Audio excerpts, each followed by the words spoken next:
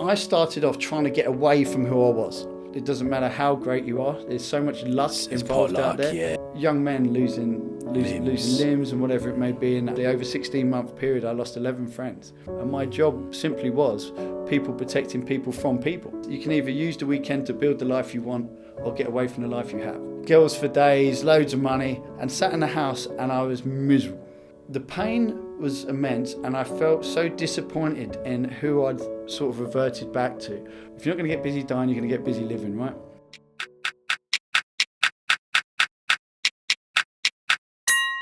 Welcome, Craig. Thank you for coming here today, pal. Lovely to be here, mate. I feel like I'm with a literal like Jason Bourne type character here today, to be honest with you. Based on like the bio I saw of your story, I thought, you know, you've definitely got a good story to share, and I love what you're trying to do about giving back to people and in your journey. But before we talk about what's going on today, I like to go from the start of the journey and kind of understand how you got to where you are today, essentially. Yeah, absolutely, mate. It's as you say. Well, first of all, thanks for having me. No, you're welcome. It's great to be here, mate. Honestly, Thank you for coming. Loving the energy already. Yeah, cheers. And yeah, it's been a wild one. From round the way, just from round here, just Enfield originally. Went to Enfield Grammar. Normal life, got into a bit of trouble here and there, as young lads do.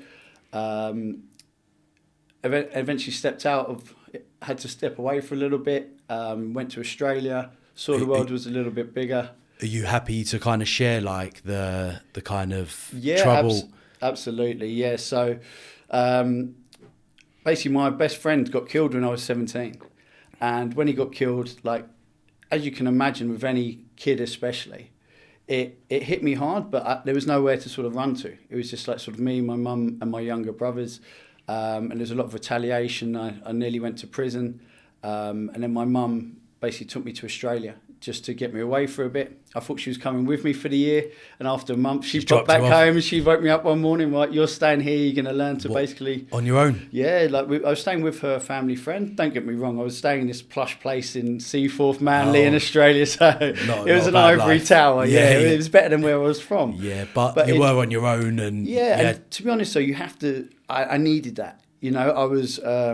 I know it sounds crazy for anyone that's gone through grief or whatever, but a lot of people understand this. Sometimes you need to sit with that grief. You need to sit with that pain and that suffering to get anything from it. And by the time I came back, I sort of realised just all the positives I had, what I'd missed, not just the negatives that we get caught up in every day. So I managed to come back and go to university. Once I got my degree. What were you doing in Australia in that time? Just were you working at all or anything? Or? I was working a little bit, but if I was at anything, I was just trying to have fun and be a kid again. Oh, right, okay. Like just letting loose. I did some landscaping and stuff like that, and just like no sort of career path, but just having some. Literally been that's from like the age of about 15 when my father left. Like it was on good terms, like we still spoke and things, but there was no like sort of man in the house, the structure of the family. It was sad times for everyone around, as anyone who's ever been through that. And you sort of start to get lost, don't you? So I got pulled in to that life so much where I was getting into trouble because I was robbing and selling and things like that for money for the house, and all these things sort of build up. Didn't have that kind of father figure to guide you through like we all get lost. Things, yeah. Yeah, or you looking up to like the wrong guys. Like, you know, look at the drug dealers were the cool people. They're the ones who had money, the cars, the girls. So you start following that lifestyle, and anyone who gets into that lifestyle knows there's normally one or two ways that you're getting out of it. And I'm kind of almost fortunate in a way that, you know, I lost my friend at that age because it showed me at the age of 17, I realised that wasn't life for me. I certainly knew I wasn't a gangster. I definitely wasn't a hard man. Yeah, and how precious life is, of course. Absolutely, you know, like it really... It humbled me beyond words, even if I didn't realise it back then. Yeah. So by the time I came back, I was sort of hungry, and I'd sort of developed that that me versus me mentality. It was like, okay, cool, it's just me. If it's just me and I'm on my own, then that's great. Let's become the best version of me. So my mum had a deal. I could come back early. It was about 6 or 7 months I was out there. Well, you 6-7 months. Yeah, if I went to university. So I went to Roehampton Uni, got in by like the skin of my teeth, and studied journalism, news media and cultural studies. Ended up getting a job with the Daily Mail out of like 1,500 people as a junior journalist. Only to turn up on the Monday I was supposed to start with a massive suitcase of about 35 kilograms and move to Spain for a year and a half. What for the Daily Mail? No, I just basically went in and said to them, "Thank you very much for the opportunity, Oh, but it's really? not for me. I've kind of done this for the wrong So reasons." you turned them down, yeah? Yeah, I mean, they loved the fact that I went in there. Like, imagine this young kid. I think I was 19, 20 at the time. And I was like, I really appreciate it, but out of all these people that have been in this process, and even like the last like 3 or 4 who I'd got to know quite well, because we had like 7 or 8 interviews, and I felt guilty that I was taking it from them when I was You wasn't fully in it. Yeah, I didn't want it, you know. Yeah. And I'd sort of set my heart on joining the Royal Marines. It was something I started to discuss with my friend Jay, who'd been killed, and it's the first time I mentioned to him just about sort of getting out, those positive role models. How did he? The person that died when he was 17. Yeah, right. He was murdered over some.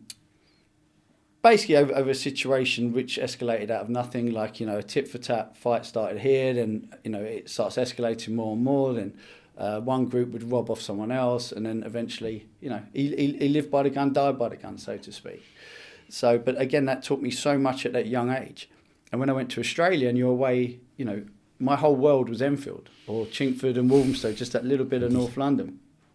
So when I went to Australia and you meet people from all over the world, there was a thing called Schoolies. I'm not sure if you've ever heard of it. And it's basically where the whole of Australia, all colleges go to the East Coast.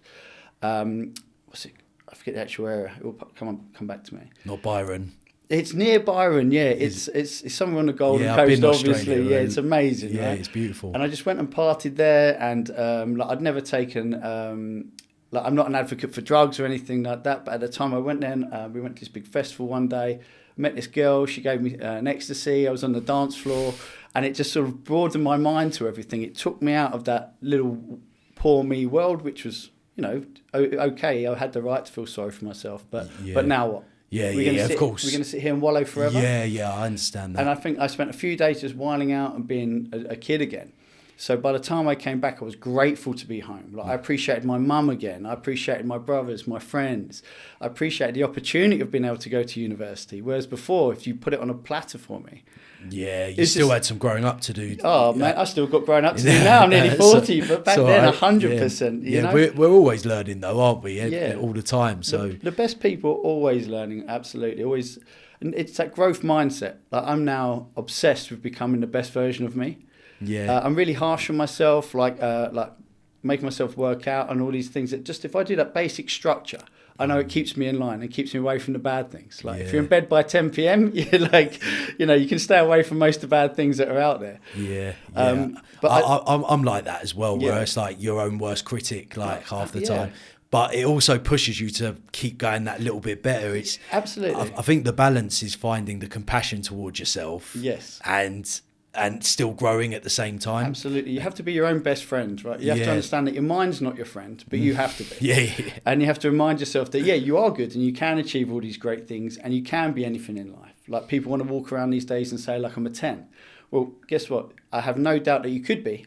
But if you're not putting the effort in, you never will be. Yeah. And it's about having that nice relationship with yourself where after I passed at university, I went into the Marines, and that's why I developed and I understood this growth mindset, this self-value, this self-worth, but I also understood that's what you have to earn it every single day. And can you remember your first day? Absolutely, mate. It's one of those days that you just don't really forget. It's I didn't know anyone in the military whatsoever, and Lympstone training ground in near Exeter, and it's got its own train station. And as you pull up, like, the only reason you're getting off is to go into camp, and you turn up these massive barbed wired fences, and each new training team has like a corporal who's dedicated to them, like for welfare. Like, on the first day, they teach you to, like, wash yourself, the whole bit. They start everyone from the ground up. Back to the basics. Yeah, you know, because some people might not have ever been taught that. You know, you don't know. And it's they still have weird at the time. And there's a very clear regime, probably, how they expect you to do it as well. If they've taught you how to do everything, then they can ask you why you're not doing it right. If they haven't taught you, so they baby you. But the train pulls up, you get off the train, and our corporal was actually called Corporal Payne. Oh, nice. It's Payne, but it was hilarious. I was like, trust me to get Corporal Payne. I'm sure there's a film. I'm sure there's a film like that, actually. He's brilliant, though. And I just remember everyone turned up with their little sports bags. Me being like me, turned up like a 30-odd kilogram suitcase again, all my stuff. like it's a holiday. Like I'm moving in, right? Yeah. Because in my mind, I was like, everyone was sort of, you know what it's like to go and join the Royal Marines from like round here. Like no one really does it. So like, oh, if you don't make it, mate, don't worry, you can always come back. Well, that really pissed me off. I was like, okay, I'm going to do this if it breaks me. And unfortunately, that's kind of the mentality that you need to have. Yeah. Do you know what's really interesting as well is my dad used to say that to me about you can always go back, like when I went out and started my own business. I think it's the concept of thinking you're going backwards that actually motivates you to go forward. 100%. Like they say sometimes you have to take 2 steps back to go a step forward. Step back to go 2 steps forward, yeah. I have a thing in my head that I love. When the Aztecs were finally defeated, the Spanish were trying to defeat them for, I think it was 17 missions or something crazy they sent over there. On the final one, the guy in charge, a guy called Cote, basically got there and he gave one order, and it was to burn the ships. So they had no way of retreating, and that's how the Aztecs were finally defeated. And I remember reading that in a book, literally, in my training going up to the Royal Marines, and I was like, right, okay, I'm burning the ships. You know? Yes. So, but it was great. And as I say, if you turn up with the right mentality, it's all mindset. They will put in as much effort as you need. It's interesting how you that mindset materialised as well, because obviously you weren't like that before. 100%. So when you went there guns blazing. Yeah, I tried to join when I was 16, and I had a couple of, not a court case pending here and there, but the little black marks you used to get just for like, getting into scraps here and all the little stuff you get into, nothing major. Yeah. And I thought they'd love it because I was getting done for fighting. So I turned up, I've got that done, I've got this coming. And they were like basically, do you want to go away and grow up, mate? And gave me a real telling off as if like your father figure would. Wow. And I remember walking out thinking, what the Royal Marines, I thought they liked fighting and I didn't get it at 16. Yeah. And if I'm honest, I think 16 is too young to join. Too young, yeah. It was for me, like maybe not for others, but I didn't join until I was 24 in the end. So by the time I joined, I was like, right, okay, it was game, set and match for me. This is what I'm doing. And I think that's what dragged me through, Nice. What was it like? What was probably the hardest experience you had in the Royal Marines? As a whole, I think the hardest thing is the acclimatisation when you first get there, because it's so intense and so full on, especially the first couple of months. The first, say, 2 or 3 months, it might even be 12 weeks. Sorry, lads, I should know this. That they really put you through your paces, and they try and basically get rid of the people who don't really want to be there. So you can imagine, you literally go out to the woods, so to speak, with 5 actual Royal Marines, and their idea is they're trying to get rid of you. So they keep you awake, loads of crawling, runs, not so much the tactical stuff at this stage. You're just really trying to build that mentality, because why do they want to invest and actually train you in the best training in the world? If you're not going to go the full way. And if you're ever out on the actual fields doing real live work, if it gets too hot in the oven, they want to know people can be resilient to it, right? 100%.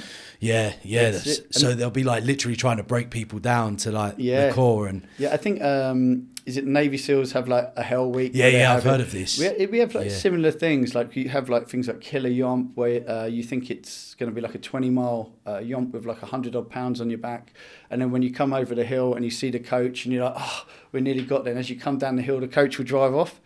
And then another 5 miles later, they do the same thing. So in the end, even if you see the coach, you're like, whatever, I don't trust it. So you just keep going before it's 30 miles or whatever it may be. So it puts in that mentality all the time. Just keep going. We'll tell you when you're done. So it's like when you go I always explain it this way. When you go for a run in the morning, or if you're going to the gym, the hardest bit is getting out your house and actually getting to the gym. And then getting started. Once you're started, you find your rhythm, you get into it, right? Yeah. But that first bit, and then say if you're on a run, for me, say if I'm running 10 miles, which I haven't done in a while, I'll be honest with you. But the first 2 miles are killing me. I'm aching, I feel like, what am I doing here? Your mind's playing games, isn't it? Yeah, you're fighting that internal battle. Yeah. And then you get into your rhythm, and you just you almost go, it's almost like a meditative state, right? You're like, this is what we're doing. And then when you get to, say, mile 8 and you know there's only 2 miles left, that little whinging voice comes back in your head, right? And it's that similar thing. I think that's what you learn, or what I learned in the Marines as well. It was just right, this is what we're doing. And you get so used to that first battle and that last battle, so to speak. and you've got so many other things to take. Like, you know, you've got all the other lads with you. You don't want to show weakness in front of them. It's a good camaraderie, like, yeah, of people. Man. It's and it's good as well because you're surrounded with people that are on the same mindset as well. So normally, like when you're in that similar mindset, it helps you all kind of sustain or grow in the places that you want to get to. Yeah. So I really appreciate that. And you remind me of like a David Goggins. Like it sounds like a David Goggins type. It's not too lifestyle. far off. Yeah. So everyone has voices like that in your head when you're running, for sure. I used to talk like crazy to myself, just like, you know, you can't like screaming at yourself. But the great thing there as well is you actually have like genuine like veteran Royal Marines who've either been to like Iraq, Afghanistan, or wherever else, you know. Where did you go? I went to Afghanistan. Did you? I was on Herrick 14 in 2011. We were in Helmand, Nadi Ali North and Lower Goresh Valley. At like, what, 25, 26? So I was 20, I think I was 28 by then. Oh, 28. Because I turned 25 on my third week in Royal Marine training. So we had like an all-night that night, got hammered, and I fell asleep standing up in all my drill gear, which I didn't know I could do at the time. Weapon tucked away, and he sort of stood there, and like Corporal Payne's come around the front, and he's been like, morning. Open my eyes, just like, He was like, your birthday today, isn't it? Happy birthday. Like, and got me to run around the parade square with like the weapon out in front, knees up. But you look back, like I look back with rose-tinted glasses now, they are like the best times of my life. Like I really felt, and for me again, because I'd had that journey, I was always smiling. Like some of the training team even like would just be like smiling. What's wrong with this just guy? Happy to be here, Corporal. You know, like, that's brilliant. For me, it was great because I could feel that growth in me, and you could feel like always you have that whinging voice in the back of your head, right? And that poor me, and I had that attitude and everything, that chip on my shoulder. Yeah, I had like a whole mixture of it, and it was that constant battle with myself. Well, I needed that male role model, everything that was there. And when you have someone who's already achieved, they've done exactly what you're trying to do. Like there's so many times these days where if you're working for a boss or in any sort of normal life, or even if you've got a PTI, this is a good example, and they're training you, but they're not working out with you. They're telling you what to do, and they're trying to motivate you. That's great, and you know they're in good shape, but they're just kind of walking you through it. Where if we're running and we're doing the yump or like it's a hike, and if you're running or whatever you're doing, they're next to you. And they're doing it all with you. They're in the trenches with you. Yeah, man, and they're making it look easy. Yeah. So I mean, whether or not that, like looking back, I'm sure they were hanging out as well. Because now I know the lads who have taken guys through training, and they could there'd be times where they still run the 30 miler with the guys at the end, which is it says everything about the Royal Marines that everyone's in there together. So that was the biggest thing for me. And there was once I was in that zone, the thought of going home and or being kicked out or whatever was just like, it's not going to happen. You probably built up a lot of life skills like discipline, the resilience, the fortitude, all of these things that really probably helped with an everyday life anyway, to be fair. Absolutely. Do you know, the self-value is the biggest one as well, where because you're earning it every day, I think this is something that most people suffer with, where we don't really know who we are and we don't really know what we want, and that's fine. You can go through your whole life that way. But then how do you get your own self-value? How do you get your own self-worth? And most people don't actually know who they are. So they make these little promises to themselves, like I'll start a diet Monday, I'll start a workout program Monday, and they don't. So they don't feel that they're confident in themselves. And that can progress through every other situation in life. It's when you have these little tick lists and you go through life and you're proving to yourself, even in the smallest possible ways. It can be like, I'm not going to eat chocolate this week. Yeah. And then if you eat chocolate that week, you're like, But if you do it, and then you get to the Sunday and you go and feast. I've done it. I've done it. Right? Yeah. And it's all those little... it's that growth mindset, and just keep compiling it on top of each other. And that's exactly what it was, mate, growth mindset. And when I learned that about myself, it was almost like a pathway or a guide out of the person I am to the person I want to be. Like, we can all change our world, but the world doesn't change for us. We have to change in order for our world to change, right? So we need to change, we need to earn a skill set or open our mind to the possibility of something being possible. We have to be able to actually believe we can achieve it. So who is the person you want to be, out of curiosity? Do you know what? It's such a good question. And someone asked me this the other day. I think that I started off trying to get away from who I was and away from the environment that I was. And I'm huge into accountability. And accountability, as I see it, is 3 different accountabilities. One to yourself, your words, your faults, and your actions. Most people won't take accountability for your thoughts. It's just, I just think like this. You can control your mind. It's the hardest thing in the world, but you can do it. Accountability to the people you surround yourself with, your friends, your family, whoever it may be. Are you hanging around with people who go to the gym? You're probably going to start working out. If you hang out with people who go down to the pub, you're probably going to be drinking a bit more. And then environmental, and then accountability to your environment. Again, which is similar. Yeah. But if, you can be like Larry No Mates and still go down the pub instead of the gym or whatever it may be. You have to be careful of what you consume, what are you watching, what are you reading, what you're listening to. If you're sat there listening to, if I'm going down the gym, I'm listening to a bit of Biggie and Tupac or a bit of rap or something, I'm amped. That's if I'm coming to a nice meeting where I'm going to go see one of my like high-level clients. That's the last thing you want to be listening to. You've got to set that tone in yourself, and it's like, and it taught me so much about the accountability, and if I could just manage that aspect, then not that everything else would fall into place, but then you have those opportunities. You can actually then build from there. Whereas I think we're so expectant, and we're so, I know people hate it, but we're so spoiled in these days, So that's what I needed. I needed a bit of a metaphorical slap really at that age, to sort of a bit of a reality check. Yeah. And that's exactly what the Marines done. It just taught me belief. Yeah, and to be fair, you was at a good age to actually realise that, to put yourself in that sort of environment where you could have just gone back to easy living and just chilled, and so it's quite commendable, to be fair.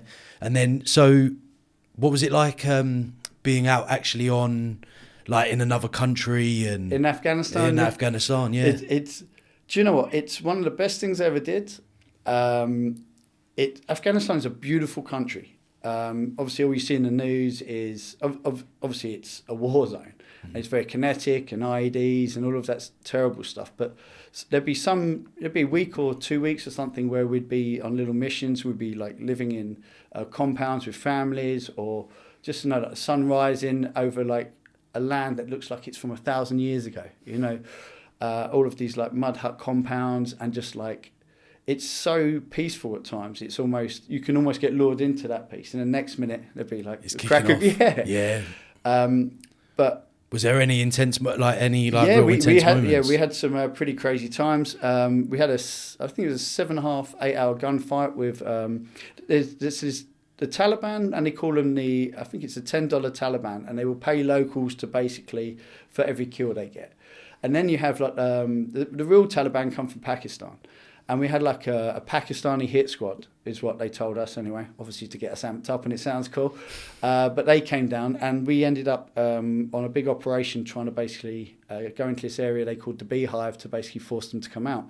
So we ended up in, about a 7.5, 8 hour gunfight, where we ended up in like a courtyard, basically. We were walking along, got contacted. Then obviously we manoeuvred and managed to get into the protection of a compound. We've all got arcs around, and then turns out they had a sniper with them, so they start getting on accurate fire. So then at that point we're all sort of behind the wall, and that was a point. The reason I always remember this point, as I sort of run and hit into the wall for cover, is I could see everyone there was calm. There was no one was flapping, no one was getting overexcited or amped up, or none of that. It was like the training just kicked in. And I remember that where I felt calm. It's like, because you don't know, right? It's like, say the first time you ever get into a boxing ring and someone or if you've never been punched in the face before, you don't know how you're going to react. Yeah. But when you're in the actual fight, you want to do your brothers proud. You want to do the Royal Marines proud, and you're wearing those Royal Marine Commando flashes on your arm, which it's a very small brotherhood. And all your training led up to this as well. Exactly, that is what we're here for. And we weren't fighting every day at that point, but this was like a huge battle. That's crazy. Yeah, and it was really intense. I mean, we had a couple of situations. That was just on one occasion. We had another one where the layout. This was actually our first gunfight. So I was point man, and as we're coming along, I saw basically a tripwire.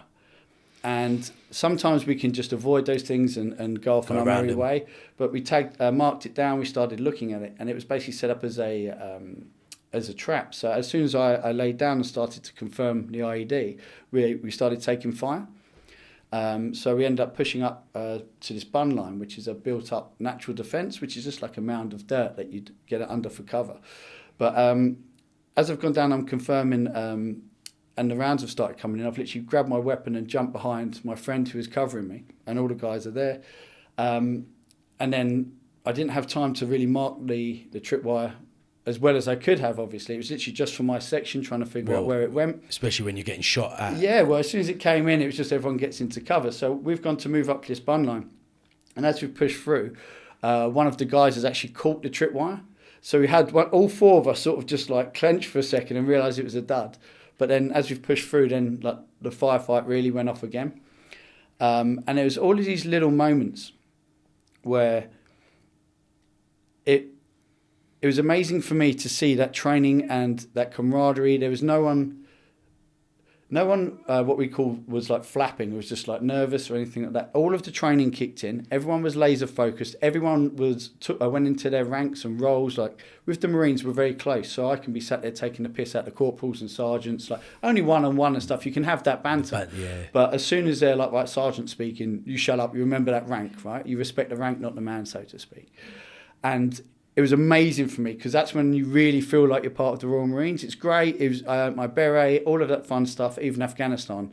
Getting there, walking around, you feel a part of it. But once you're actually in that two-way range, as they say, and you're actually earning your crust amongst the rest of the Marines, that's when you really feel solidified as one of the lads, and you feel proud that you've stepped up to it. And Afghanistan taught me, it gave me so, I don't know if I never, but it'd been many years that I'd ever felt real pride, and just feeling the pride of not just myself, aren't I great, but to be a part of something. Yeah. That brotherhood, that you really learn what the Royal Marines is about when you go on tour, and it's a very proud moment though, isn't it? Mate, it's like to not only like from where you came from, but like to go and do the training and then go to Afghanistan. That's just like, it. I'm sure you felt really like proud about yourself for that, and you should have been, And that's just it, mate. You can imagine. So I had, you have like R&R, and I was out there for 7.5 months, and I didn't get my 2 weeks until like 5.5 months in. And so I'd spent those first 5.5 months like doing what we do, and then when I came back, when you come back fully after the tour, you have to have like a 2-day decompression in Cyprus. But we literally got on the flight. What's the decompression? So basically spend 2 days just checking that everyone's okay. It's nonsense. It's crazy, really, because you can't. They basically get you drunk for 2 days, let you all go wild on the beach, go crazy, rock music, like lads are just like going insane. It's literally like a lad's holiday, but just like blow off some steam. Literally. Like, make sure you're hungover when you pass you back to your family, so you're not completely nuts. But we'd spent. I was with a guy called Glenn Harvey when we went back on R&R, and I'd been with him the full time, and they basically picked us up on a helicopter, flew us back to Bastion, and after a day they flew us home to London, and then our families were waiting for us. After 5.5 months of there's no television, there's no we had a female medic at one point, but that's like, there's no normal life out there whatsoever. It's just completely alien. And the funniest thing, we went and got our bags, and as we're coming round, and these, it didn't say exit, it was, I think it was I forget what airport we flew into. And as the electric doors opened, we saw our families, and they cheered. Well, me and Glenn jumped back and grabbed each other, and the doors closed again.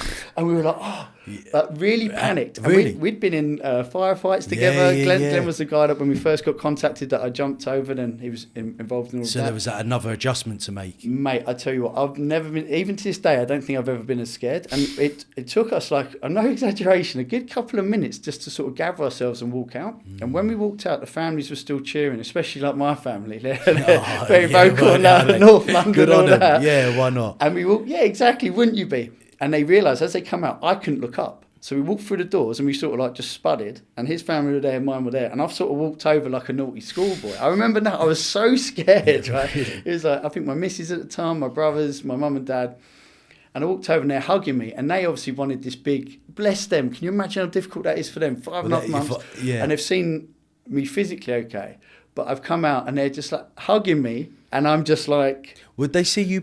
What? So would you be able to see them in that 5 years? No, so that was in the 5 years you can see them, but this is basically my R&R from Afghanistan. Right. Okay. So I left about 6.5 months before, went back and prepared at camp with the guys for a couple of weeks, then flew to Afghan, was on the ground there for about 5.5 months, and then you're supposed to have like 2 weeks off. I ended up getting about 10 days in the end, but then we've come through just for the R&R.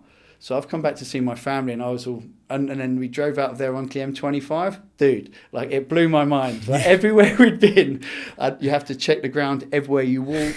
Like, and suddenly we're just driving down this motorway. I'm sat in the back seat, just like a bit like anxious, terrified of being back in London. And the last thing they tell you is don't go abroad, don't go getting into trouble, don't do this, don't do that.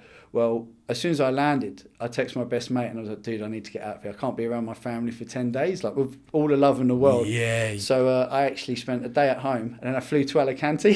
Did you? Yeah. Wow. And I went and got on the sauce with all the boys for about 4 days. Do you feel like you might have... it's quite a common thing, PTSD, like when you're in the army. Do you feel like you developed any of that along the journey? Or do you know, it's difficult for me because I think I had a lot of trauma from losing my friend when I was younger, and a lot of the violence I saw prior to the Marines. Like, obviously can't say too much about a lot of that stuff, but like the first pistol I saw wasn't in the Marines. Like, there's a lot of it. There wasn't knives and all this craziness like there is today, and I definitely went out looking for that level of trouble. But, so you was already a little bit accustomed. Yeah, kind of. Yeah, and it's not saying I didn't pick up anything from the Marines on my time in Afghanistan. And I must certainly do, I'm a human being, but I don't feel it added any or inflated anything too much. I think what it did do is maybe take away my emotions a little bit, made me a little bit more callous, not in an aggressive or a negative way, like just more rational. Yeah, just very pragmatic, right? If it, like when obviously we move on to when I left the Marines and things, but look, my pragmatic nature and just it didn't really matter about me. I'd already taken accountability for me. Everything I needed to do in my life was set, and it would never be able to affect work, So you had your head in the game essentially. Always, yeah, and to have my head out of it, like even I've never lived with anyone. I've never been engaged or anything like that because I've always just been so deep into work.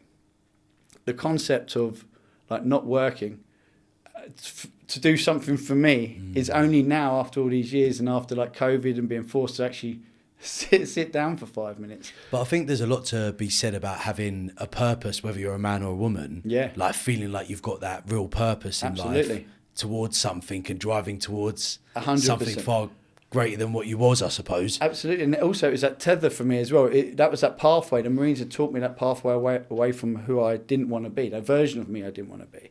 As we've said before, like it's about investing in your own superhero, and we all have that superhero and villain. And I'd found my superhero path, so to speak, and I wanted to stay on that. So the thought of going down the pub with the boys, and I know what that leads to. Just coming off the trail anyway, like in general, I'd get guilt from it. I'd go away with the lads for like a long weekend, and everyone else would book a couple of days off work, where I'm trying to get into work the next day, or I'm like down the gym that night to burn all that. Like I just had this guilt about almost enjoying myself because I knew how bad my villain could be. Yeah. So it was always that battle. And I think the issue is that you should be able to enjoy yourself. It's just how we enjoy ourselves. I think that's exactly working that out along the journey, because we are accustomed to a lifestyle of going to the pub, like what you were talking about. But there are other ways to enjoy yourself in life and have a good time and have fun. Yeah. It doesn't have to be in that one local place. Absolutely. I mean, even if you look at different cultures, like I've spent a lot of time in Spain, and they go drinking all day with the family, and they're drinking their little cañas, and they might have a few beers throughout the day, and everyone's calm and cool, and it's lovely. In England, we go drinking, and we're just shots at like 11 o'clock. Jaeger bombs. Like, when is a Jaeger bomb ever a good idea? You're doing like, hey mate, do you want a sambuca? No, mate. No. When you sit at home and you're like, oh, I'd really love tequila about now. Like it's just not. Yeah. You realise that again. That's when you step out of that. I mean, don't get me wrong. The Marines has a massive drinking culture, and you have like a great time with the boys. But what they'd do is, which was great, I used to hate it at the time, obviously. Yeah, I'm but sure. You could, if you had like a weekend off, they'd let you leave, you know, sort of around lunchtime on a Friday, so lads would drive back up north, etc. So we'd all be out like drinking on a Thursday night if that was happening on this occasion. But you don't just get to wake up and go home that next day. They'd take you out for like a 10-mile run. You have to jump in rivers, and they'd sober you up before you went home. So there was always that accountability to be paid, and that's something I always took forward with me. So as you say, like it's softened as I've got older and got away from it, because you become more comfortable with letting yourself have a few drinks here or letting yourself do whatever. But at first, at that time, I had myself in such a tight leash. It was just like, you know, we've worked so hard to get here. You're going to mess it up for what? 100%. I can really relate to that. I remember when I was younger, we always used to party all the time as well. Yeah. And then I think I went for a phase where I was like, I didn't want to like keep doing that, because while the highs were good, the lows were like really tough to deal with as well. Absolutely, yeah. So there's a lot to be said about, you know, you've got to be careful who you surround yourself with, or back to this environment that you're speaking about. Yeah. Because, I mean, I don't think there's anything wrong with that as long as you're fully content in what you're doing. Yeah, absolutely. So, like, if you're happy to go to the pub every weekend and do it, and you're living the happiest lifestyle that you feel like you're living, then great, best of luck to you. Totally. But I don't think it is for everyone either. No, I'm totally with you. I've got friends who love watching EastEnders, going to the pub every Friday, Saturday night.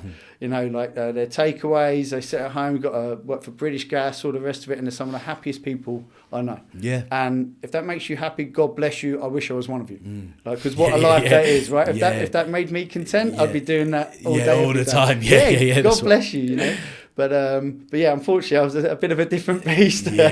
You just had your heart set out on just keep growing and keep developing. And it becomes addictive, right? Once you've, like, you know yourself, like once you start to achieve something and you're like, oh my God, I achieved that.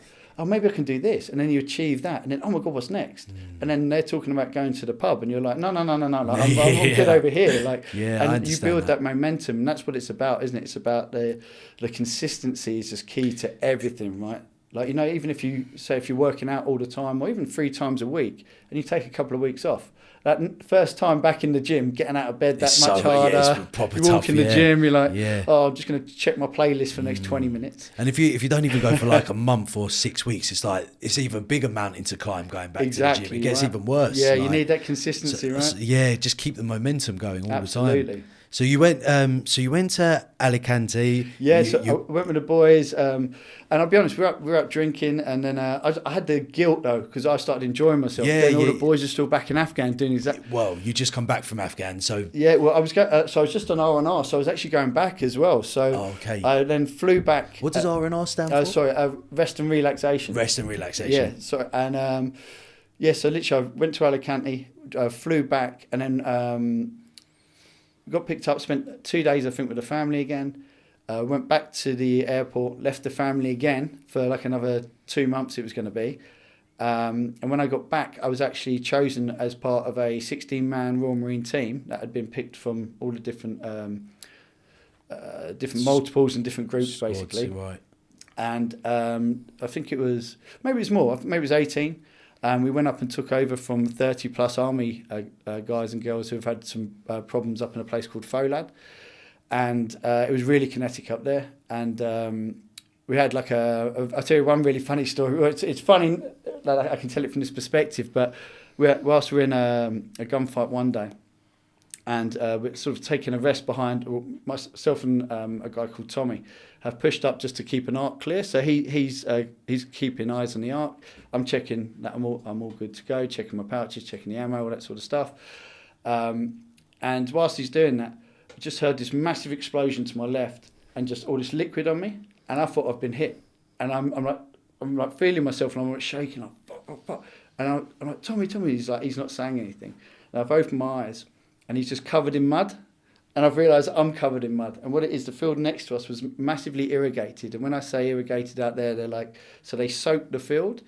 So if you fell into it, it would go up to like your nipple depth, nipples deep. Anyway. Yeah, you'd fall in that deep. Yeah, literally. And especially with all the weight you were carrying. Some lads would fall in when you were patrolling some days. It's hilarious. But what had happened is one of the guys had actually managed to fire a UGL, which is an underslung grenade launcher. So when you see in like the Arnie films, when he's like firing with a machine gun, and then he does that pop, and it's like, yes, that's the best way to describe. What, someone by extending shot one off? No, someone we were fighting some high-level Taliban, and they'd managed to fire it up over the compound. And if that was solid ground, we would have probably caught some shrapnel. Yeah, definitely. But because it landed in the irrigation, it soaked us. With loads of mud instead. Yeah, it was just one of those things. And that wasn't long after I literally got back from R&R. It was like, okay, so we're back to it. But that's how close things can be. And like people always say, like I came back walking and clapping, and I don't have any major injuries. And people are like, oh, you must have been a great soldier. I was like, I can tell you something now. It doesn't matter how great you are. There's so much luck involved out there. Yeah. You know, we had situations. Don't get me wrong. There's a lot of skill involved, but there's got to be an element of luck in there as well. You can be on your best day, and you know, there's some guys, I won't mention names and things like that. It wouldn't be right, but you know, you can have 20 guys, and we had a situation where I think the 8th guy walked across the same path as everyone else and triggered something. Yeah. So they can put an IED in the ground. The ground can go hard.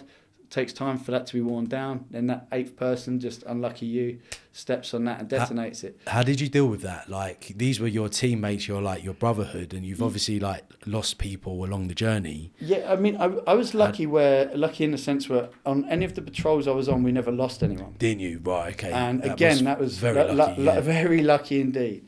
But I lost friends whilst we were out there. We lost 7 guys, and it's also lots made when someone passes away, as it should be. But it's the people that are injured and they go home and the effect it has on their family, and you know, young men losing limbs and whatever it may be, and that effect it has on their lives. But I mean, I draw so much strength from people like that. I have a good friend called Mark Ormerod. He's a triple amputee, OBE, just like so inspirational, busier than most people you can ever meet, down the gym, training and stuff all the time, does jiu-jitsu. And when I've gone through really low parts of my life since then, he's someone I draw strength from every day. Like, it's just great. And there's so many of those guys out there. I think they're like the real idols that a lot of people need to be paying more attention to, because they have every right, and 99% of people would give up there and then. But they've fought through and they achieve things that able-bodied people wouldn't even dream of achieving. Yeah. So it's such an array of always goes back to the mindset. If I'm feeling lazy, or if I'm feeling I can't do this today, or it's raining or something, I have so many different people around me that to inspire me to get my ass up and get moving. Like, what are you talking about? What, you're tired? You got a headache? Shut up, bro. Get out the door. Yeah. You have those voices in your head. So it's a blessing. And that's why I've tried to focus on it. There's lots of negatives you can take from it, obviously. But I find if you're just wallowing in the suffering you've experienced and you're not taking anything from that and then trying to put some positive out into the world, I think that's the best way that I've managed to deal with things always. Like, you always look after each other. And that's how that bond's made as well. And like, you can always see when someone's having a bad day, and there's always that brotherhood to get around them, you know? Yeah, I understand that.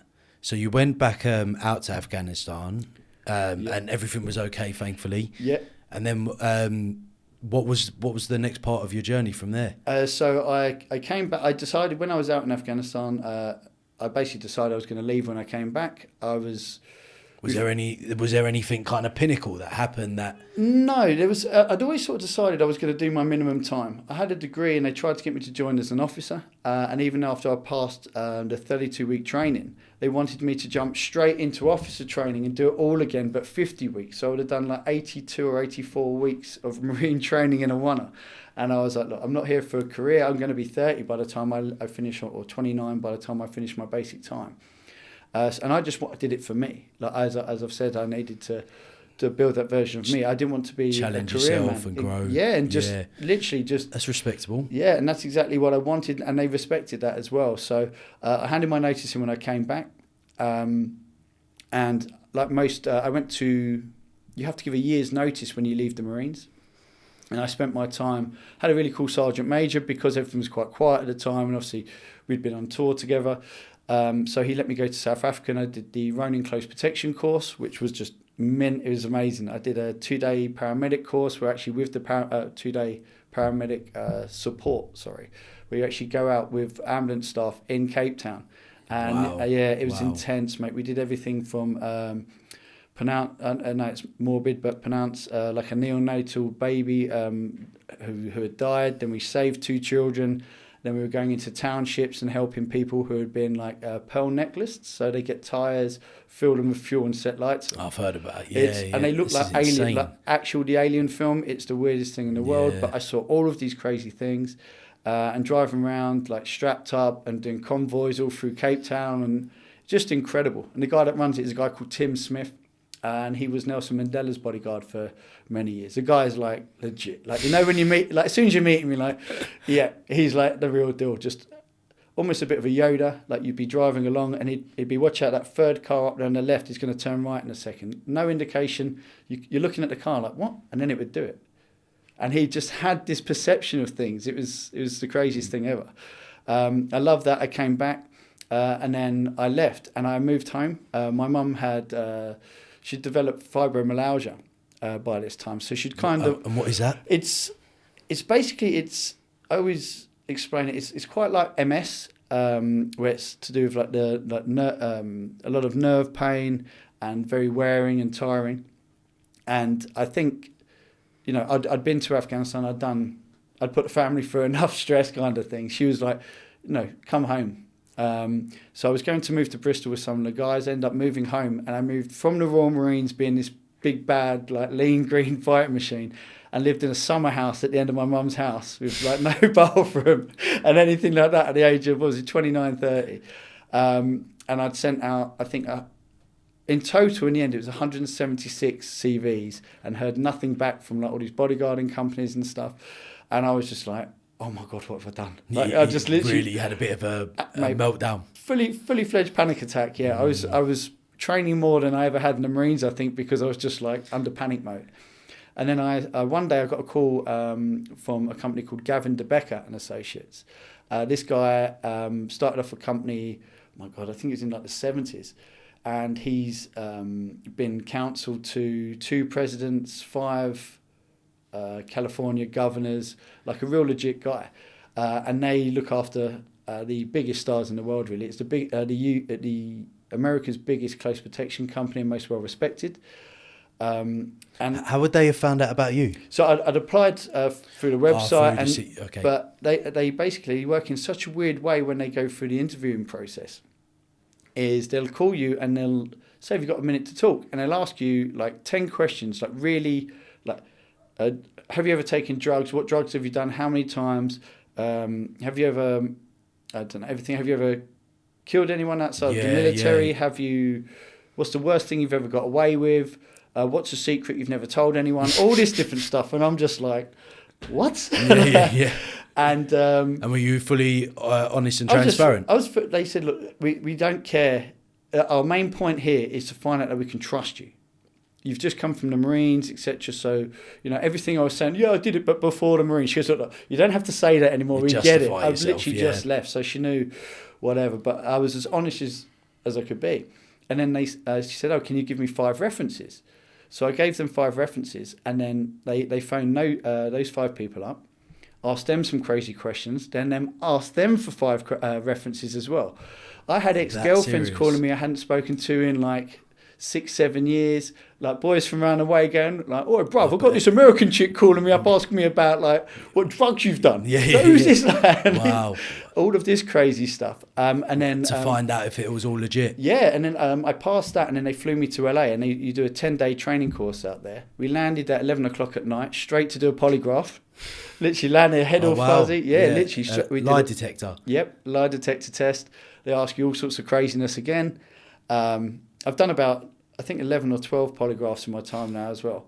You can pass them. I didn't know this back then, but what do you mean? Like you can tell fibs on there? You can tell fibs on there. It's about it can't read if you have to have your temperament on the same. So if you hype yourself up, like when I do it, I get myself angry. Yeah, right. So I'm just sat there and I'm like simmering. Oh, so you're constantly, I'm simmering. You're constantly like your heart rate is so you know like increased. So I'm like talking through gritted teeth, like no problem, no, I'm great. How are you? And I'm just like ready to go. Wow, and that would distill the and results. The guy's looking at you just like, okay, bro. But I learned that further down the line. I was actually taught it by a government agency, so to speak, in case you get caught and stuff like that. And that's later. We get to that a bit later, but.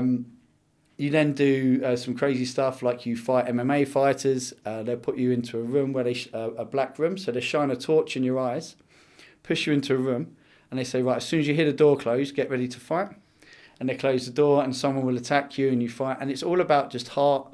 And if you lose, it doesn't mean you're not going to get the job. You're not good at it. It's just how you perform. Yeah, exactly. They do some crazy stuff, like they pepper spray you with military grade pepper spray. Right? One of the worst things ever that's ever happened. Right? It's disgusting. Pepper spray you at point blank range. Then you have to run along and pick up like a dummy, carry it like 50 feet, then arrest someone. And all the while it's like a massive burning sensation in your blind. eyes. It's horrible. It's like, honestly, anyone that sees people getting pepper sprayed and they're like, yeah, I just walk through that and I'd just crack on. Mate, you'd thought you'd be a bitch in 2 seconds, mate. Trust me. I've seen the toughest people I've ever met, and a bit of that, and it's just like milk in your eyes, everything. But it was great. I loved it. They did things where you have like an attack dog put on you when you've got the kit on, and then they're like, right, we're going to send the dog in now, but without the kit on. And I'm stood in this room like, there's no way they're setting this dog on me, right? But you still... Well, they still did it. What they do is they put a muzzle on it, and then they send the dog in. Still, seeing that dog come bounding at you makes you ask yourself a few questions. Do I really want this job? But it was great. I love it. And Gavin DeBecker, they taught me so much again. And I was so blessed where I went from the Royal Marines, which is... the audacity to think that little old me could go and become a Green Beret Royal Marine Commando and then achieve that. And then to get into something like Gavin DeBecker, which for me out there, with all the companies I've worked for, are amazingly professional. They taught me the full structure behind security, the tactics, a lot of tradecraft, which is like spy skills and stuff. Or very limited on that side of things. But then I managed to get the job, and my first client ever was actually Tamara Eccleston, Bernie Eccleston's daughter. Oh, okay. She was absolutely lovely. Her and Joe Rutland as well, really great people. I'm very lucky there again. And then I started looking after people like the Beckhams, Jennifer Lawrence, Arnold Schwarzenegger, Nicole Scherzinger. What was this, all over the world as well? This was all around the world. A lot of it would be in... So if it was in America, typically, and we were... Say if, at the time, Tamara went to... I don't want to talk about single clients too much, but Tamara, sorry about it. But if she'd gone to LA, then like our main boss would have gone with her, and then America would have provided everything else, American Gavin DeBecker. But if they came to Europe, we'd sort of provide advances, which means you're like checking out the hotels, local knowledge... putting everything in place. Was there any like really heated moments that happened in that time? With the things we were doing, not so much, because when you're with Gavin DeBecker as well, and you're with that level of person, right? If you're going anywhere with the Beckhams, or I took Khloe Kardashian to open up, I forget her brand, in the centre of Amsterdam, and literally bang in the centre of Amsterdam, there's a shopping mall, and she opened up her shop in there. And I went down 3 days before, met the chief of police and stuff, and I said, what can I do? And he said, dude, anything you want. His exact words were, dude, whatever you want, it's the Kardashians. And we shut down like half of the centre of Amsterdam just so the car could come in and leave. And he had like police running along the sides of the car and things like that. And that was my first sort of solo thing that I'd advanced on that level of client, really. And again, that was one of those moments for me when I'm like... Is that exciting? it was amazing for me. I'm like stood there and the police are asking me. Like, it used to be like the police come over and like, you're like... Now you're telling the police. I don't know nothing, mate. And now you're working with them and you're on that level, and that was a real pinnacle moment for me. And like her team and everyone were great as well. Like, you always hear these negative things, but they turned up and they're like, what can we do? What can't we do? I mean, whether or not they're going to listen to you is a different thing. But to have conversations with that level of people... it builds that confidence in you, and it shows you that people are people. And my job simply was people protecting people from people. Yeah. My whole job was about people. Of course. So and that's when you start to fall into it. But I travelled everywhere, all over the world. And I was with Gavin DeBecker for, I became head of UK medical. I created, when Tamara got pregnant, I actually... created a neonatal medical training program, which is basically a medical training program for it was like children under 3 months. I learned it myself and then taught the guys it, because all of my background in medical stuff was like put a knee in it and the medics will be here soon, It's just looking after like military guys. Or like first aid responder stuff that you do for like close protection stuff, but nothing real significant. So I became head of UK medical, and then it got to about 2 years in, and I think they were charging about $1,000 a day for me and paying me about $250. Oh wow! And I'd learned everything I could. It was the best bodyguard in college, so to speak. Like I can't speak highly enough of Gavin de Becker. And then the politics got a bit funny as well. There was only about 10 of us in the UK team, and there wasn't really anywhere to grow to take over some of the main positions. So I just stepped out of it, and I sort of left. Well, the thing is, when you're like trying to protect people and like, it's obviously a very serious job, like £250 a day, like that's what a plumber can earn. Yeah. Walking around with bulletproof vest. Like protecting people and like potentially putting your life on the line. Well, for me, it was pop star wages at the time, because when I joined the Royal Marines, they start you off on 13,000, right? Wow. And I left after 5 years on about 19, 20 grand. I was in Afghanistan for 7.5 months, and you get danger pay, right? And I came home with £14,500 for 7.5 months. That's crazy. I've earned that in a week in close protection. Yeah, really. And that's not trying to show off. It's trying to show like the boundary between two. It's insane, right? So for me, like the money was all good, but it was when I finally got that confidence, and I remember having a conversation with my boss one day, and he started being a bit narky with me. And I walked out, and the PA said, "Oh, like you're threatening him." And I was like, "You're threatening him?" I'm a threat to his position. Oh, right. And I hadn't seen it that way, because he was like, he'd looked after all these amazing people for years. His reputation still, he's fantastic at what he does. And just to even consider myself in that realm, I was like, okay, cool, maybe it's time to go and do my own thing. So I handed in my notice and left and started up a company called Fortified Freedom. And I was really panicked that I wasn't going to get any work come in. But basically, because I'd been hanging around, but working for these high-level clients, everyone I knew in the security industry knew me as working at that level. Like, they'd never seen me with anyone lower than like a Beckham, a Kardashian, or an Eccleston, you know. So as soon as I went on my own, I had a job. My first job was for 6 weeks for a family of Russians that I knew through like a PA had set me up with. And I did the typical rookie first-time business thing where I put in the quote and didn't put myself down in the quotation, so everyone else basically got paid for me. Oh, wow. So 6 weeks for free. Yeah. But the job went so well, and it just exploded after that. And I got into a lot of high-level security, looking after everyone from some members of the Qatari royal family to Saudis, then just some A-list celebrities, and then all businessmen. I got into the billionaire side of things, where like I love logistics. And like the planning and preparation and things like that. For me, it was great, and I got into those sort of things. And then it started to build into a bit of surveillance here and there. And that's when I really travelled the world. I was so used to being on like private jets and yachts and things, that any time I'd go on like a holiday with like a girlfriend or something, and I'd just be like, yeah, book whatever you want, and give my card. And we'd get on the plane, and it would be like EasyJet or Ryanair, which I fly all the time, right? But I remember getting on an EasyJet, like so disappointed. I just spent like 3.5 weeks in Sardinia on a super yacht, thinking like it's got anything to do with me. So do you think like there was a mind shift when you were around these successful people? Do you know that it totally was. What it did for me in being around these people, again, I realised they're just people. And don't get me wrong, these are great and talented and hardworking people. All the people I've mentioned before. Like anyone who thinks the Beckhams wake up and just wander around in their robes and do whatever. They're up at 5 o'clock every day, they're working out, they're training, still to this day, I'm sure. And that goes for all of that level of people. Like Arnold Schwarzenegger still in the gym all the time. These people are workhorses. That's why they are where they are. They didn't wake up and do it. And that, because I'd built up that momentum by now, where I was just used to being around those people. So I'd go and sit with my friends, and I'd be like, who are these people? You know, and they're nice, normal people talking about normal things. But I'd be around, you know, when I was looking after business people, we'd do business mergers. And I did a business merger between 3 giant companies. It was about a $3.8 billion deal.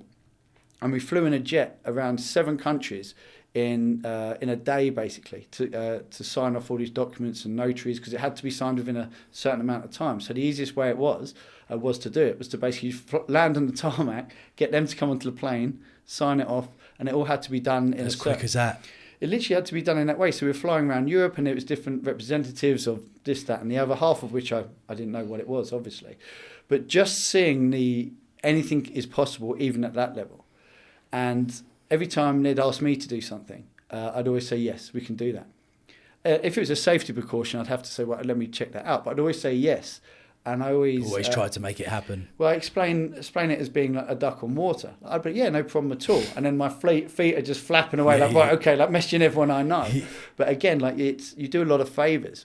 And I'd learnt that in myself, where if you give out to the world, and I was doing favours all the time, putting people in contact for little things like people gaining access to private driveways or accesses to restaurants or things like that for people who had no reason to use it, but I'd make that accessible for them.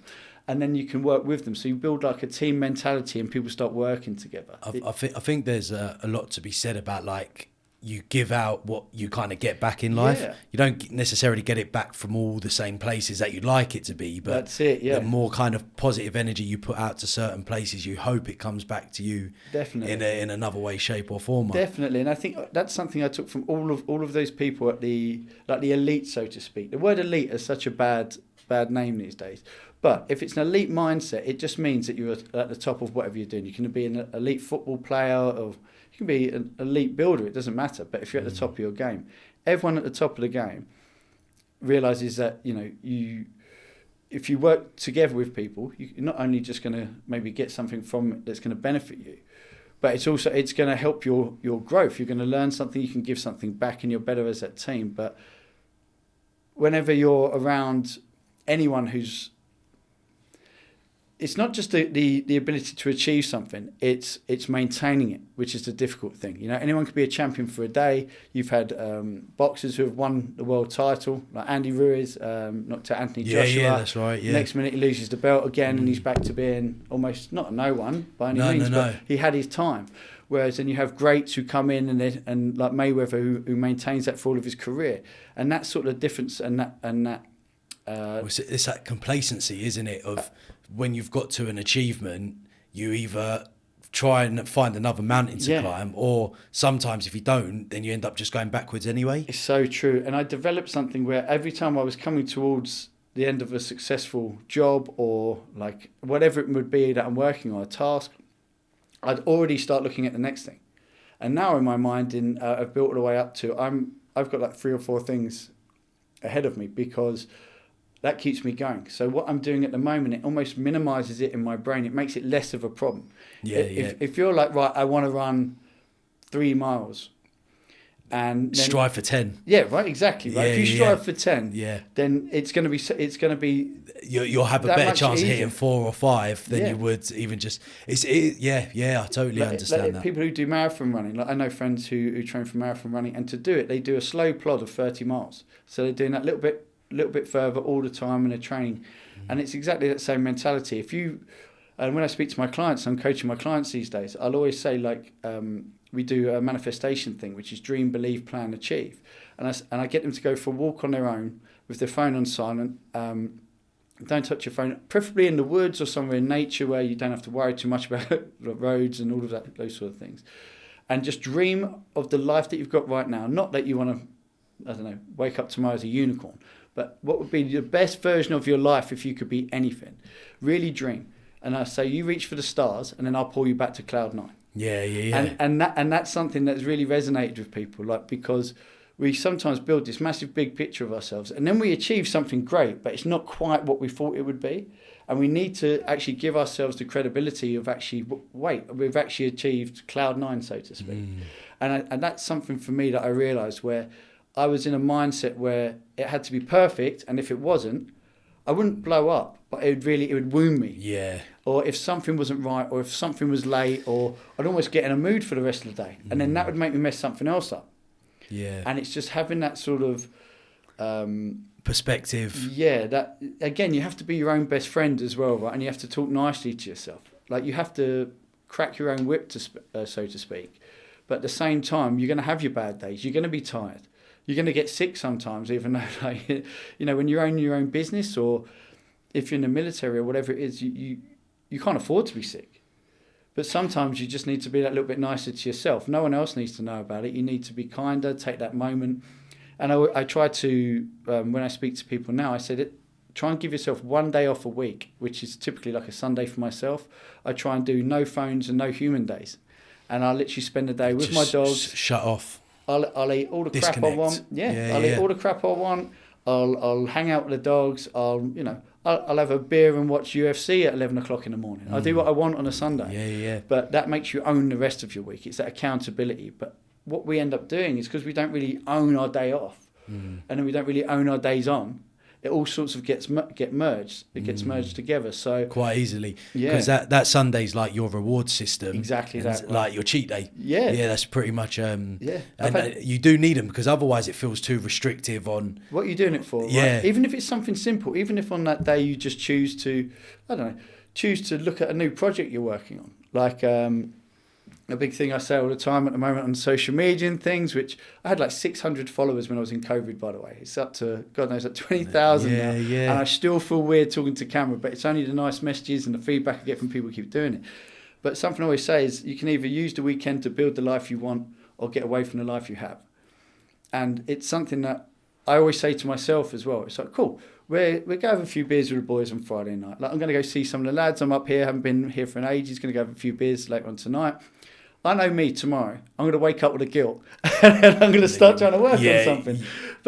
And then Sunday, I've got my shut-off day where I'm up here with my family. I'm just going to be with my family that day. No phone. We're just going to chill. But you just got to take it in its stride, haven't you, really? Yeah, like, exactly. You've got to know. And I think there's a lot to be said about being present in that moment exactly. as well. That's it, right? Know? You've got to own your time off as well as your time on, because if you haven't had that day's rest and you haven't really enjoyed it, you're not fired up for Monday. Like, I can't wait for, like, a lot of my clients I can't really call, like corporate clients and things, I can't call over the weekend. Yeah. And I'm sat there like, itching. 9 o'clock goes Monday morning. It's Yeah. like, hey, how you doing? And I'm like that because I give my time off on that Sunday now. But I was so burnt out at one point where, so when I got into security, I was lucky enough where I actually became head of Fantastic Beasts, the film. Oh, yeah. 1 and 2. You've done the security Justice work there, League. did you? Yeah, I worked for Sony. I did the Men in Black film. Actually, I was looking after F. Gary Gray when Suge Knight was. Do you know about the Suge Knight NWA thing? Vaguely. For anyone I know who there was a doesn't lot know, of F. Gary Gray was the director of the film NWA. And Suge Knight is a notorious gangster. Even gangsters are scared of this dude. Like, he's a real legit, like, he's now in prison for about 28 years. Yeah, he runs up. Well, he went down to get Gary on the film set of NWA in LA, got into an argument with 2 guys and ended up running them over. Yeah. Killed one and seriously hurt another. He went down there because Gary had chosen to depict, or the film had chosen to depict him without asking for his permission. Yeah. So then when we were shooting Men in Black, we had him quite viciously pursuing. The whole court case was going on and they were trying to quiet Gary. So I was actually looking after Gary personally, and I brought in one of my guys to run the film as security, just to have a bit of backup on a set if anything happens. So there was this whole crazy different world going on. So I had 2 surveillance jobs, an anti-surveillance job. I was looking after F. Gary Gray myself, plus running the Men in Black film. Then we had reshoots on the old Fantastic Beasts film, so I had someone else on that. I was then starting up courses and all this different crazy stuff as well. And by the time it got to, I think, the end of 2019, September 2019, we finished Men in Black film in Italy.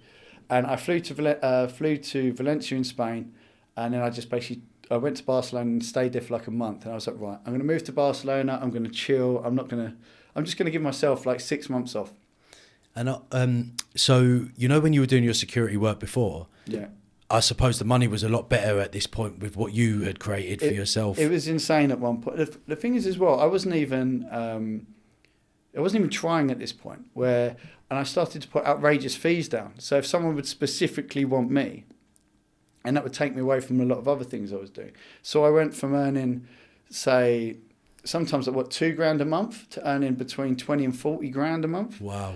And it was insane. And for me, being me, I was just like, new money all the way through. Bought a white Mercedes, black wheels, all the stuff a North London rude boy does. You got to treat new yourself. Money and that stuff. Got to treat yourself. But yeah, looked after my mum and everyone around me.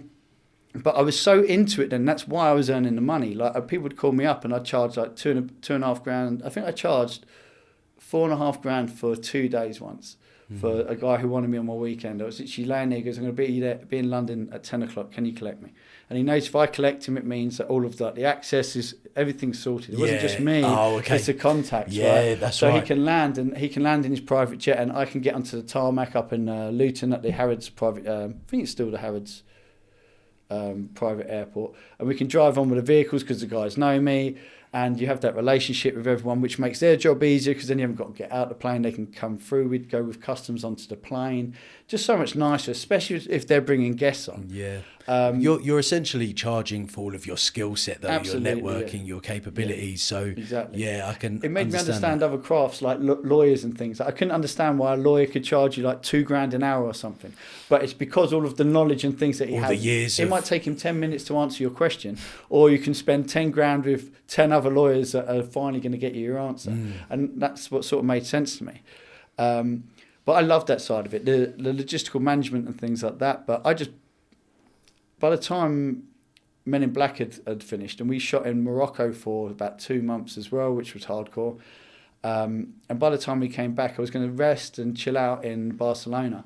And then everyone I relied on to sort of keep the jobs ticking over started, all the problems started happening. Like I had one guy who was looking after Quentin Tarantino for me, ended up getting stood down for his last day. So instead of just chilling out in a Carlton hotel and living the dream, he decided to get hammered with an A-list celebrity's stunt double, who I won't mention. He's a nice guy and he can do what he wants. Didn't work for me.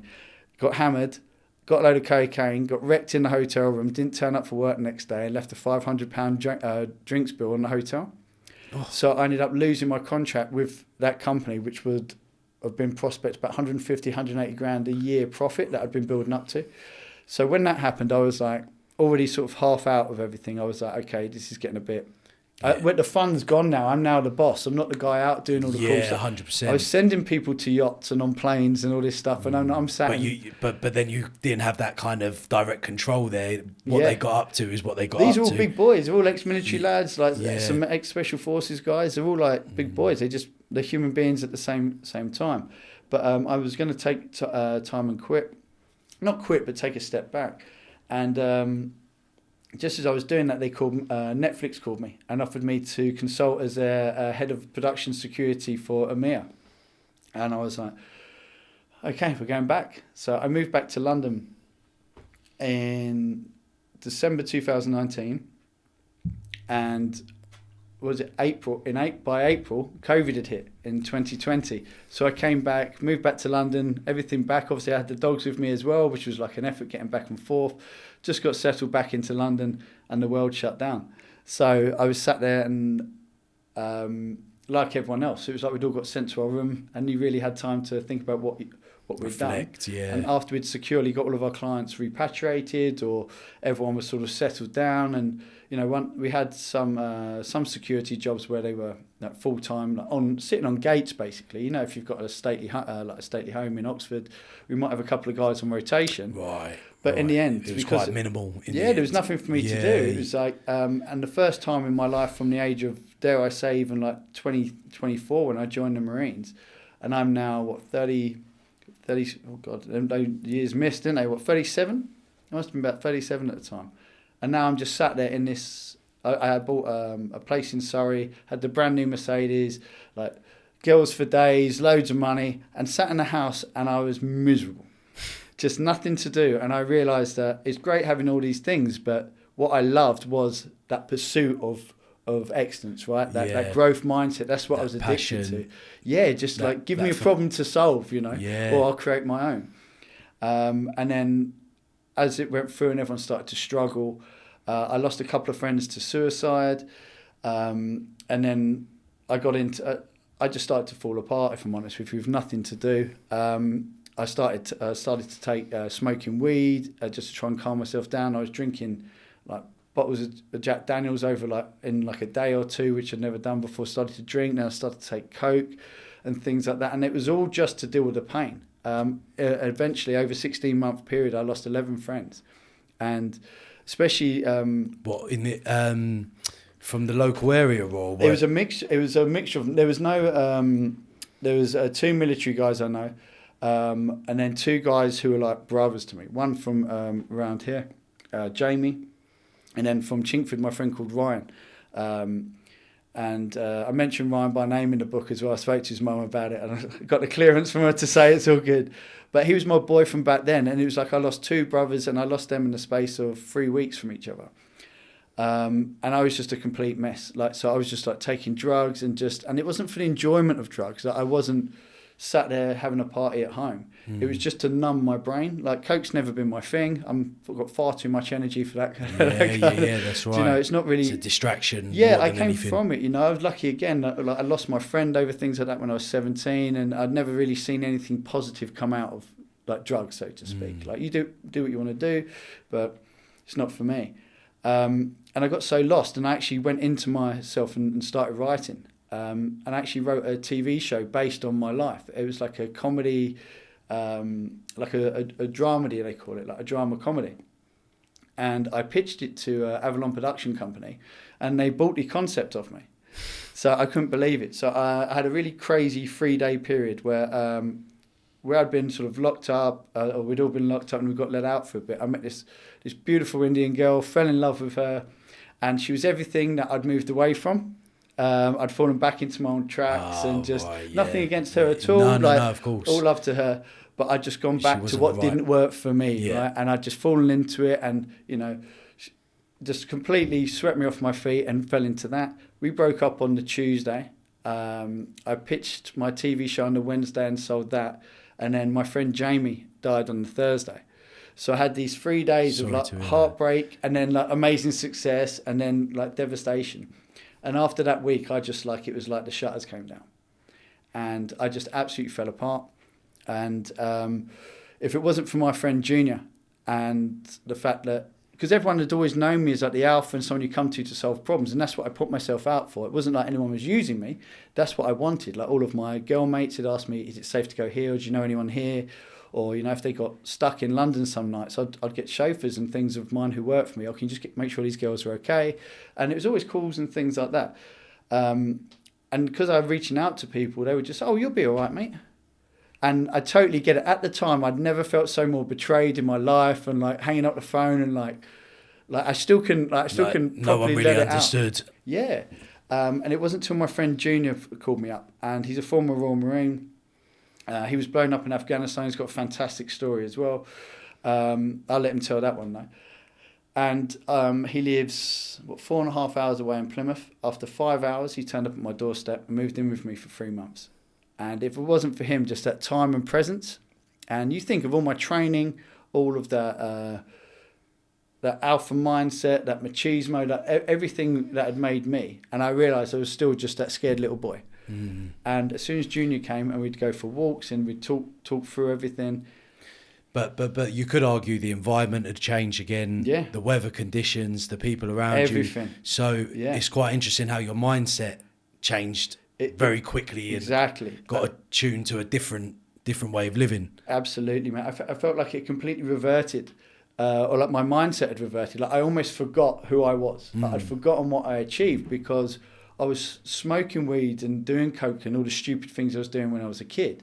I was now back in London. Yeah. I was talking to all the old friends who were back in London. So it's almost like Groundhog Day. Yeah, exactly, right. And I know everyone was going through the same thing, which was almost made it worse, because the one time like that I reached out for help, everyone else was struggling. And so the good thing about it though is I needed that at some point in my life. I could not have continued down that trajectory where everyone who works in that lifestyle is, you know, divorced, doesn't see their kids, or is just miserable or whatever. Or they get to 60 or 70 and they've got all the money in the world and nothing.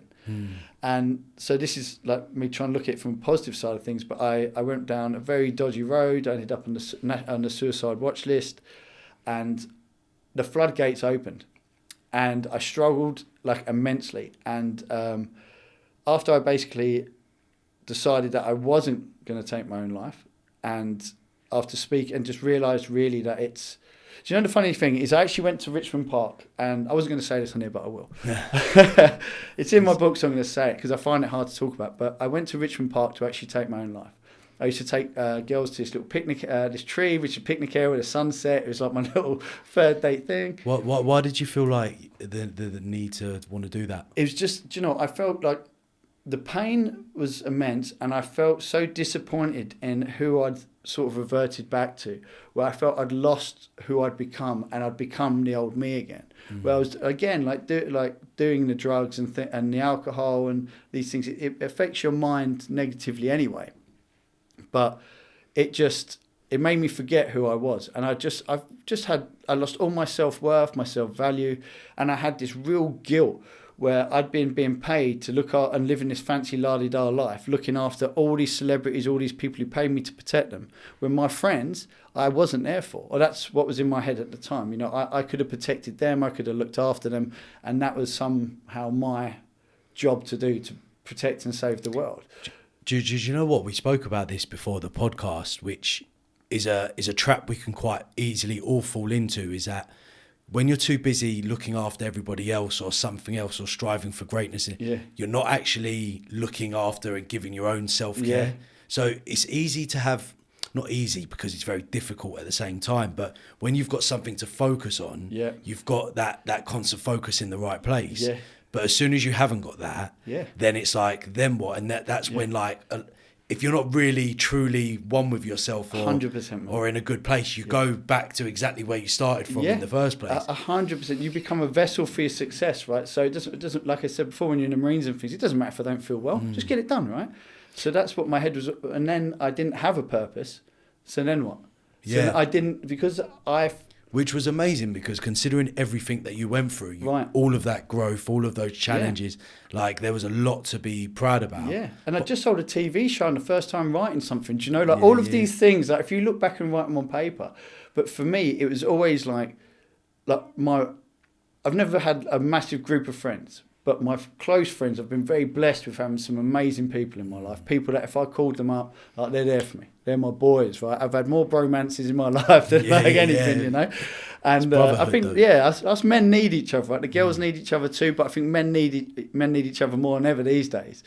But for me, it just like, I just fell to bits. I really lost who I was. And if it wasn't for Junior, and we'd go for these long walks with Lilo and Stitch, my dogs, and it'd be hilarious because Junior's 120 kilogram of like the most softest, beautiful natured person in the world, but he'd crush 10 men, no problem. Like he's a tough dude, right? But we'd go for these long walks and talk about everything. And no, let me go back. Sorry, I was saying I went to Richmond Park. Okay. And basically I went over there and I planned to basically hang myself.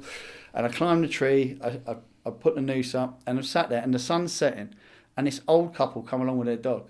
This elderly couple come along, and the old boy looked at me, and he saw what I was doing, and he sort of like jumped, and I've like hit the noose, and it wrapped itself around the branch above me, and I just like burst into tears. Like, I was crying all the time at that point. Like I'd be in the shop ordering cigarettes or something like that, and just like, cheers, can I have 20 gold? You know, I was just a mess, man, just a complete mess. And as I was driving into the park, that Dave song came on, and it had played, and it was, if you're thinking about doing it, you're not getting rid of the pain, you're only moving it. And basically it's like you're passing the pain on to your family and things. So that's like, if I hadn't heard that song or whatever it was that had happened, I think I might have gone over there and rushed it more, because I went there, I was thinking about it for ages, fighting with myself. And when I left there and I went back, I walked into my house, and I was like, right, okay. Like what? I walked into the house and curled up like a baby and cried for a bit. I woke up next morning, I was like, right, okay, cool. And this is the first time I spoke in the mirror to myself, and I was literally crying and screaming. I was like, right, if you're not going to do it, if you're not going to get busy dying, you're going to get busy living, right? What are we going to do? And I spoke to Junior and told him everything. He was like, right, we're going to go get you some help. We're going to get you to speak to someone. Like, I can only do so much. And I was obviously draining on June to live with. Imagine living with someone for 3 months who's like that, and you're worried about your friend doing something to himself. What he must have gone through is immense. So I went and spoke to somebody, and then that helped me. And then I spoke to Junior. He goes, right, so what do you want to do? I said, I just want to help people. I couldn't help my friends. So I want to actually make a difference, and I don't want to do security anymore. I don't want to put my head into that anymore.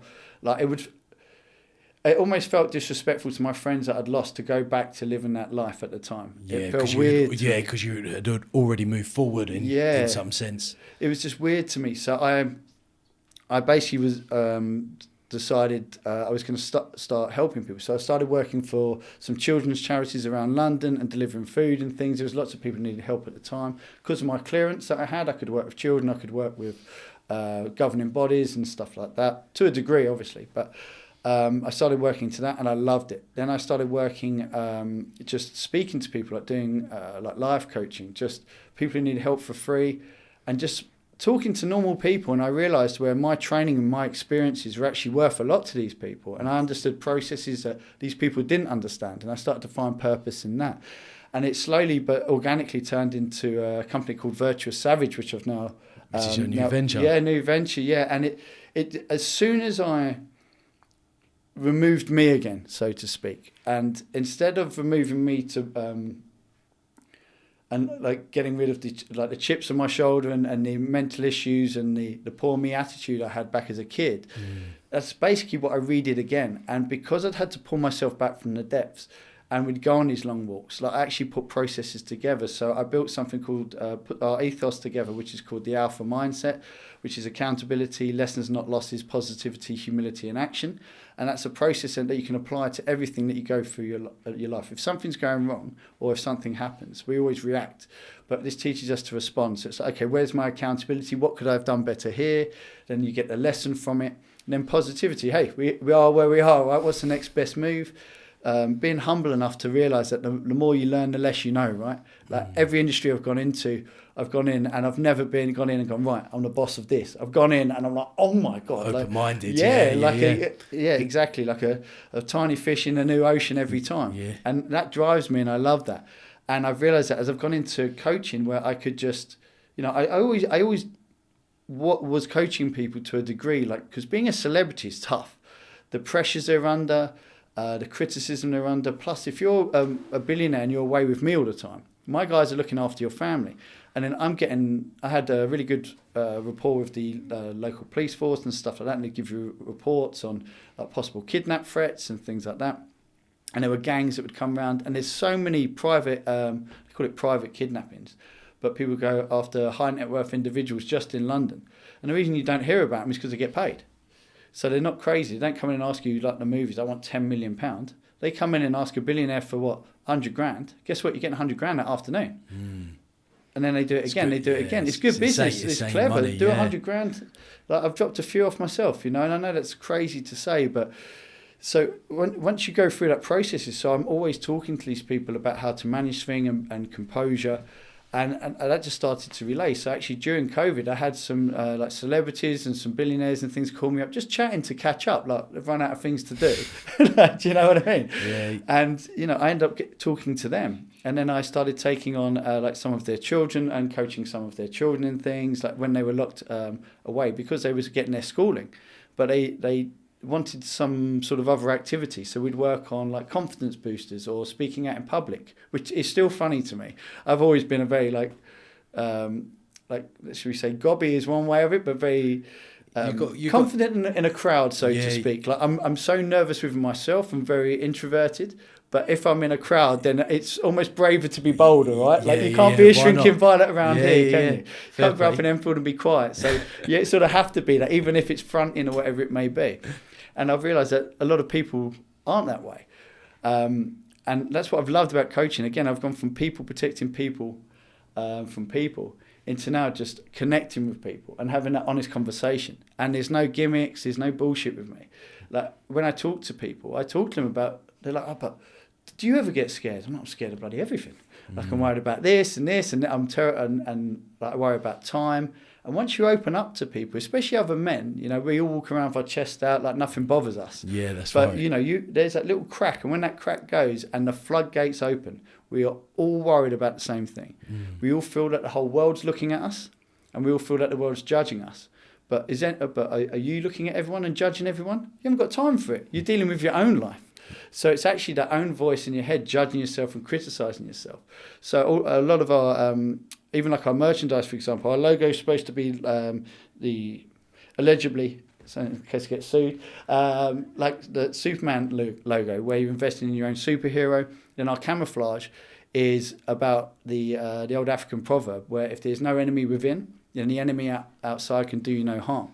And it's all about bringing that back in and making sure that we all focus on us and you versus you, and building that confidence with people. And it doesn't matter if you've come from, I speak to billionaires' children, people who will never have to worry in their life about like all the things that most people worry about. But they are still human beings, and it's still relative, right? They don't know any different, yeah. And they're at a high level of criticism. So I had one client who's handed literally £100 million business or $1 million business, and now he's under so much pressure to make it into a $200 million business. And his dad had been doing it all his life, and he just stepped into it and was grabbing the reins. And he was like, I don't even know what I'm doing. And I was like, you've got all the assets in the world. Speak to your people. They work for you now. You need to go in boldly. And what do I know, right? But I'm just applying what I do on my level. And all it is different environments. I think it's understanding exactly what you want from it as well. Like, if you know that you've got a real passion and a drive towards that, then 100% like work your nuts off and do what you got to do. That's it. Like, just make sure it's actually what you actually want to do, and not feel like you're under pressure, because if you're in that kind of pressured environment of, I've got to do it because my father did it, then sometimes it's not sustainable. Yeah, it's so true. You have to have your own purpose for it. Like, even if it's showing your dad how great you can be, that will work in your own way. Yeah, I mean, I worked in surveillance for a bit after close protection. I got into it in quite a strange way, really, where I just had a phone call with one of my contacts one night who asked me about security, wanted to come over. Turns out he was working for them. I ended up working for Interpol. We were going after like Russian paymaster generals all through like Lithuania, Poland, and all of this, all through France. A paymaster general is basically the person who takes the clean money from criminal funds and distributes them back. Launder it, yeah, okay. Basically, so after it's been laundered, he takes it and distributes it to like the clean bank accounts and things. So we were tracking all these different people, and I've seen like the biggest criminals in the world, like, and I mean not like your rude boys walking around like thinking of this and that. I'm talking about the real like gangsters of this world. And guess what? They're all normal people too. And it's so funny. So that's where my biggest strength is these days, where I've seen, it's not that nothing impresses me these days, because I got to that point when I was working in security, like I said before, I became like almost, it was all normal in this little bubble that you're in. Yeah. But I've got to the point now where I generally am so tolerant with people, because I know it doesn't matter if you're from nothing or if you have everything. I know you're still suffering in some way, and there's still things that you can improve upon. And that doesn't matter if you're a criminal or whatever it may be, because a lot of these criminals, obviously doing the surveillance side, you see and you hear the conversations. And obviously this is something I can't touch too much on at all. Even like with my book and stuff, I have to be careful with that stuff, because it's, I've signed signed my life away. But these people have families and kids, and they haven't necessarily chosen to be a criminal. They can be an accountant. And a criminal gang have come over and said, you're going to do this for us, and showing them pictures of where their kids go to school. Right. Now, guess what? Yeah, you're going to do it. The gangs, yeah. It's in the same way in close protection, where people used to put pictures of themselves up with their clients. Like, are you crazy? Like, if you wanted to kidnap someone, they'd just find out where your mum is, go and get your mum, call you up and say, bring the client here. And this is it. There's all that humanity behind it. So it doesn't matter where you are in life or what you're doing in life. Everyone's struggling, everyone's suffering. And I think that's something as a society we could really like take some time from and actually learn. I think that's one perspective I've had where, as I said before, some of my mates who love EastEnders, down the pub every Friday, Saturday, chippy on a Friday night, and working for British Gas are far happier than the billionaires I know. The billionaires I know are the most miserable people in the world. We stopped. We had a big situation where we had to basically lock down all, this specific guy's entire family. Had a big threat on him, and we found out it was the eldest son. So it's all like the everyone's always looking out for this big bad evil monster that's coming or working against them, or how they're being persecuted. But most of the time we've built that up in our own head to set limitations so we don't even begin to try, you know? Yeah, I hear you. I hear that. So this kind of like, this new venture you're on, Yeah. like what's the ultimate aim? To help people, to support people, in your own words, like what are you trying to achieve from this? I'm basically trying to show people how great they are when they get out of their own way, in its simplest form. We work with, I do one-on-one coaching, we have workshops and we do retreats. I also have an app coming out called Virtuous Savage Mindset Mastery and Manifestation. That's coming out on the 1st of October, health and fitness and kind of everything we've spoken about today. And when I started this venture, as I've said, it was extremely passionate to me. I had conversations with my absent friends, like I'm going to make you proud and all this different stuff. And I want to change how we approach mental health. And there's lots of conversations about we should talk about this and men should be able to talk about that. Okay, but how? What's the format? Who's going to start the conversation?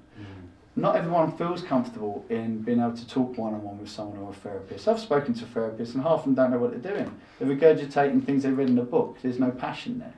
Whereas what I want to do is to create a basis where we all just start to work on ourselves first and foremost, and we win that battle in here before we worry about the battle out there. Yeah. In its simplest form. That's a fair point. And it's been great so far, especially with things, as I said before, the alpha mindset. I thought I'd have a lot of pushback from like females, and they're the ones who run away with it. I'm telling you, like they're just, it's amazing, I love it. And then the manifestation side of things, I even worked with some of my Marine friends, and you know, they're like, manifestation, like some of them were like, what are you talking about, that doesn't work? And I was like, okay, so you turned up with Marine training, believing that you weren't going to do it, and you just turned up why? He goes, no, I knew I was going to do it. I went, what gave you the right to think that you could be a Royal Marine? You'd never done the training before, you didn't know everything about the training, why did you think that? I knew I'd do it, I was just going to make it work. I was like, dude, that's manifesting. We overcomplicate things so much, and it's just, we have the process of dream, believe, plan, achieve. It's great to have a dream, but if you don't put a plan in place, and you don't apply yourself and actually action it, then nothing's ever going to happen. And that's all I'm trying to do. I'm just trying to get people out of their own way and show them how great it can really be just when they get out of the way of themselves. Yeah, I absolutely love that.